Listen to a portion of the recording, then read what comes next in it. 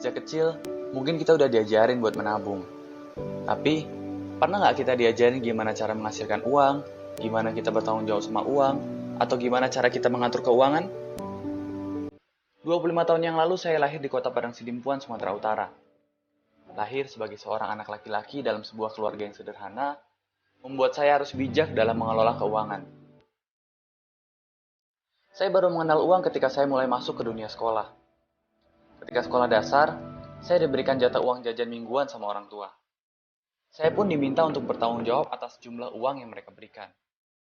Pernah di suatu waktu, uang jajan saya udah habis hanya dalam beberapa hari setelah mereka berikan. Alhasil, saya udah nggak punya uang jajan lagi untuk bisa jajan di sekolah. Dengan bekal semangat untuk punya uang jajan tambahan, saya menawarkan diri untuk membantu mama berjualan rempeyek di sekolah. Dari hasil penjualan rempeyek itu, saya mendapatkan keuntungan Rp100 per bungkus. Rasanya senang banget, karena selain ini merupakan kali pertama saya mendapatkan uang dari usaha saya sendiri, saya juga nggak perlu bingung lagi.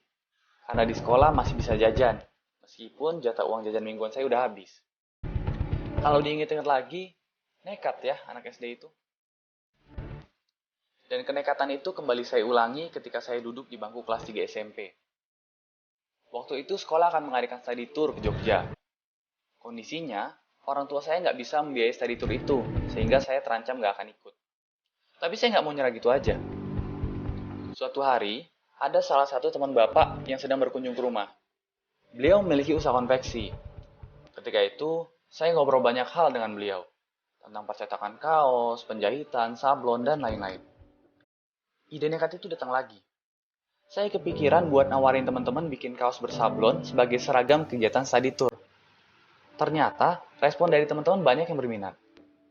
Saya pun mondar-mandir untuk mengurus proses percetakan kaos tersebut. Hingga akhirnya, saya bisa ikut study tour dari hasil keuntungan penjualan kaos yang serba nekat itu. Kenekatan itu ternyata lagi-lagi harus saya lakukan. Waktu itu, saya udah di bangku kuliah. Ketika saya mendapat kabar yang cukup mengejutkan dari mama saya. Melalui telepon, mama nanya, "Uang kamu masih ada kan?" Saya buka dompet dan melihat memang masih tersisa beberapa lembar di sana. Tapi mungkin hanya cukup untuk beberapa hari ke depan. Tapi ya saya jawab aja, "Masih mah, kenapa?" "Kayaknya mama belum bisa kirimin kamu 2 bulan ini, karena mama lagi banyak keperluan." Saya cukup kaget waktu mendengarnya. Dalam hati saya berpikir, gimana nasib saya 2 bulan ke depan? Tapi demi gak bikin orang tua khawatir, dengan cukup tenang, dengan sangat nekat, saya bilang, "Ya udah gak apa-apa mah. Singgi gak usah dikirimin lagi sampai lulus. Nanti Singgi bisa cari sampingan sambil kuliah di sini." Yang namanya beasiswa internal dari orang tua di stop tentunya bikin saya bingung. Saya khawatir justru saya yang akan salah dalam mengelola uang yang ada. Hingga akhirnya, saya mulai membuat catatan pengeluaran dan menyusun pos-pos pengeluaran. Untuk mendapatkan penghasilan, saya mengajar privat dan belajar berbagai macam usaha. Alhamdulillah, akhirnya saya survive sampai saya lulus kuliah. Perjalanan panjang saya sejak mulai mengenal uang, belajar mencari uang, hingga mengatur uang yang saya punya, menjadi jembatan saya saat ini untuk lebih bersahabat sama uang. Di Indonesia sendiri, kebanyakan masih menganggap bahwa ngomongin uang itu hal yang tabu. Perceraian di Indonesia mayoritas karena uang. Pembunuhan karena utang piutang seringkali dilatar belakangi karena uang. Padahal bukan uang masalahnya.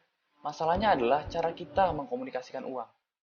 Untuk itulah, saya bersama rekan saya berinisiatif membuat sebuah platform dalam bentuk podcast yang khusus membahas masalah uang dengan bahasa-bahasa yang ringan, sederhana, dan mudah dicerna oleh masyarakat luas. Kami memberinya nama podcast ND, ngomongin duit. Dengan harapan, uang bukan lagi menjadi sesuatu yang tabu untuk dibicarakan.